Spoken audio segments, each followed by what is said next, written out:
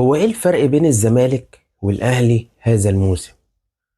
واحد هيقول لي كواليتي اللاعبين مختلفة، واحد تاني هيقول لي الاستقرار الفني، واحد تاني هيقول لي استقرار الاداري، واحد تاني هيقول لي النادي الاهلي مستقر ماليا واداريا وفنيا.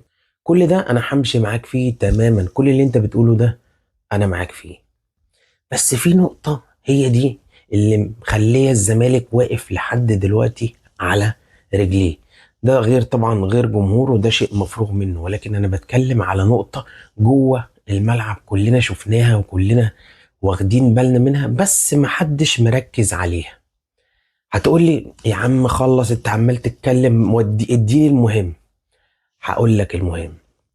يوروتيتش المدير الفني لفريق بيراميدز لعب الزمالك وخسر 1-0، ثم المباراة التالية لعب الأهلي وكسب 3-0.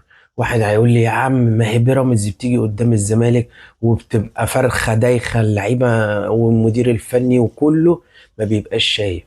واحد تاني هيقول لي دي بتيجي قدام الأهلي بتتحول لوحوش، وحش كاسح.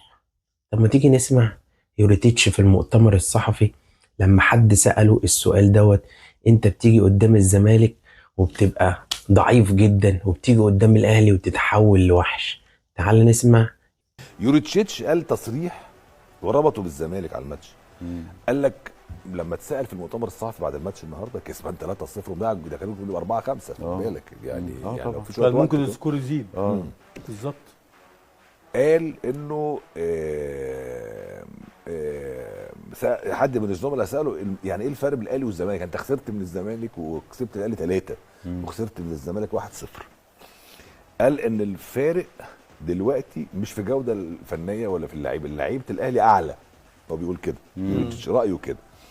قال لك لكن فارق الروح بتاعت الزمالك. صح. قال لك الاهلي يمتلك جوده فنيه اعلى على مستوى اللاعبين، بينما يمتاز الزمالك بروح مختلفه تماما داخل الملعب. طب ما ده يعني صح. يعني هو عايز يقول انا قدام الزمالك روح بتواجهني عاليه جدا، قدام الاهلي لعيبه اسماء ومستسلمه جدا. بالظبط، ما عندهمش روح. سمعت؟ عرفت الفرق بين الاهلي والزمالك هذا الموسم؟